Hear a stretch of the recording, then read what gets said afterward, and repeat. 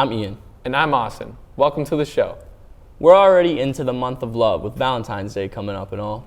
But some people struggle during this time too. True. It's not the month of love for everyone. For many, this time of year is known as the mean season. The weather is cold, days are getting short, winter is getting old, and many people are getting really crabby. So EaglEye decided to try and combat the mean season and spread a little joy and kindness. February is the season of love, but for a lot of people, it's very lonely. So we'll be going around and spreading some love with some kindness notes. Oh my gosh! For me? Our school is a better place because you're in it. Oh my gosh, you're so kind. Thanks.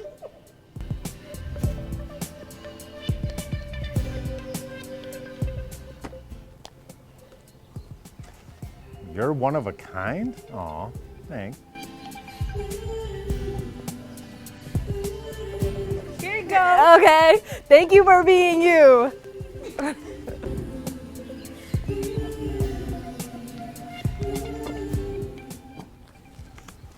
You should be proud of yourself. I am.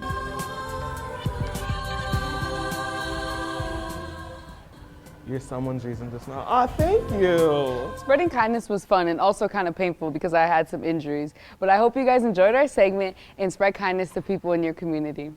I've never really thought about it, the mean season. But I mean, it makes sense. Same. But now I see it. Everyone becomes a real busted during this time. Right. But how can you blame them? I guess. I mean, who likes the cold or bad drivers? Yeah, we need more people spreading more kindness during this time. And doing things that bring us together instead of dividing us. Not that long ago, there was an event that brought people together and reminded us of what really matters. On January 2nd, Damar Hamlin of the Buffalo Bills was injured on the field and received nearly 20 minutes of on-field medical attention. Millions of people stopped what they were doing and worried for his life. This brought people together and started a necessary national conversation. Here's Francesca with that story. Being a pro athlete can be fun, but it comes with many dangers. On the first Monday of January, 24-year-old Damar Hamlin was rushed to Cincinnati Hospital after dealing with cardiac arrest on the field and had the whole world asking, how can one play affect your game? Who am I here with? Chris Sickett. Mr. Laval. Peter Ossett. How do you feel knowing just one play can affect a player's whole career? I mean, it's definitely something in the back of your head, but I think as a coach, you try and get your players to just go out and play and not worry about it, because if they think about it and they're worried about being injured, that's usually when an injury is more likely to happen. I mean, as an athlete and as a competitor, when you go into it, you never really play that way or, wrestle in that way, thinking about it. Honestly, when I played football and other sports, I didn't think of that. There was obviously a risk of injury, but my mind wasn't there on that. How do you bring up the possibilities of injury, and do you think it's necessary to talk about injury awareness? We talk a little bit about injuries, how to prevent yourself from kind of your catastrophic injury in our sport, and we talk about safety as far as like going into the boards and protecting yourself from being hit from behind as an example in our sport. As a leader, what is the most effective thing you can do to prevent your players from getting injured? Well, proper training. And it's not just lifting heavy weights, it's mobility, different things to reduce concussion risk, strengthening the neck, teaching proper technique. I think the biggest thing is just educating. Like I said before, teaching them how to try and prevent the catastrophic injury that is in each specific sport. Now that Damar is up and walking again, the real question is, how do we stop sports injuries? We can't. What we can do is make people aware of the possibilities and support our players through adversity and recovery. This is Francesca Osborne reporting from EaglEye.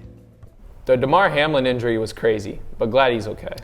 It's crazy how someone that fit and athletic can have a scary situation like that. I know.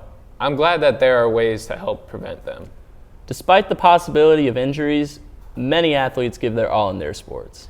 We have some sisters here that do exactly that. You thinking of who I'm thinking of? The Moran sisters.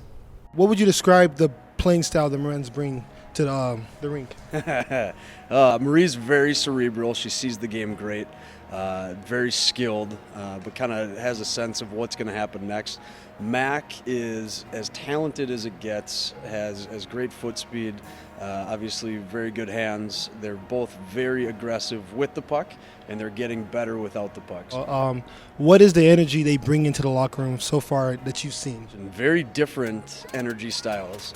Even though she's a sophomore, she's young, Mac is definitely more vocal, and Mar is definitely a by example kid. Very empathetic heart, understands what other people are feeling and thinking, will go out of her way to make you feel special. How is it playing sports with each other? They're kind of completely different. We are kind of different personalities throughout different sports.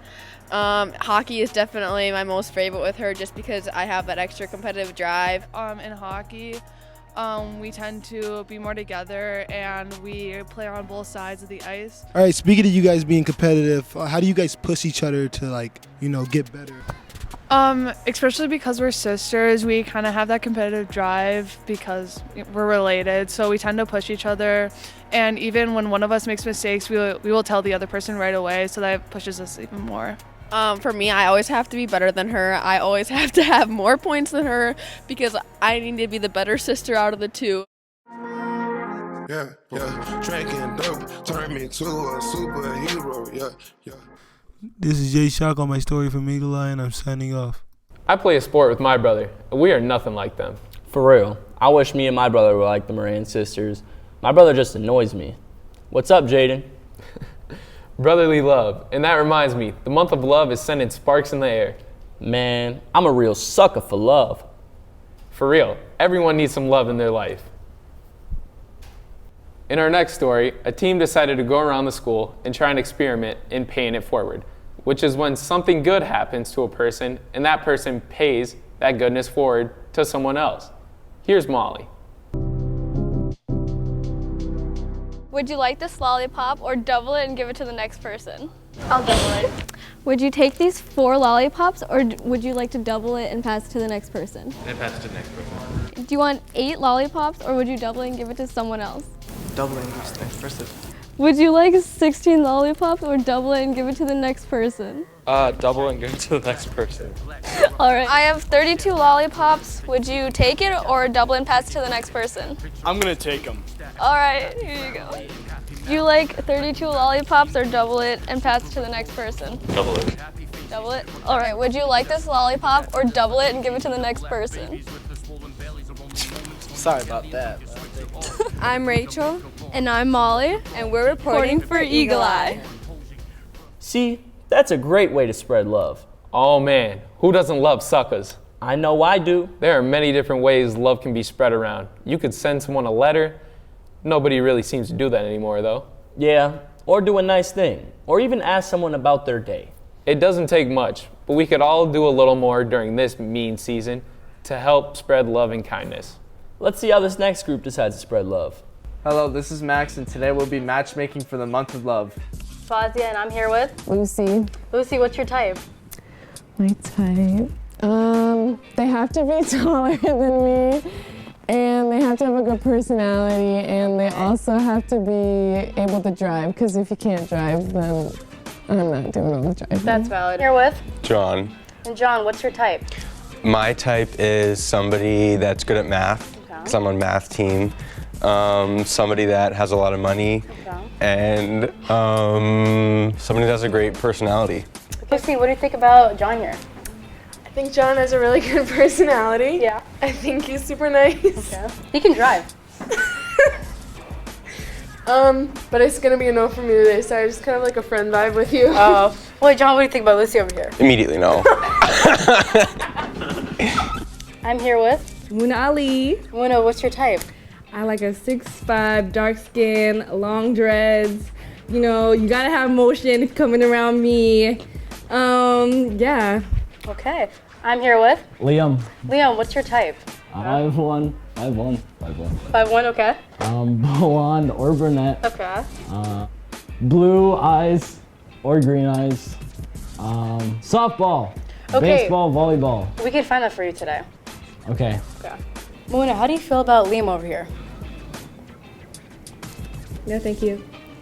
Okay. Liam, how do you feel about Muna? Too old. Sadly, we did not find their soulmates today.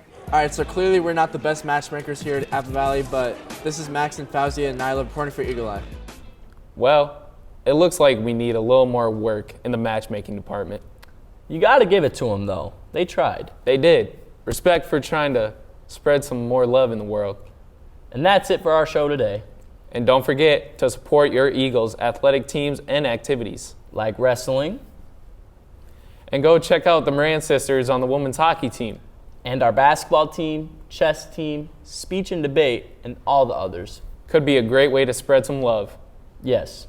Let's try to be kind and create some joy in the long winter stretch. We'll see you next time. Go Eagles!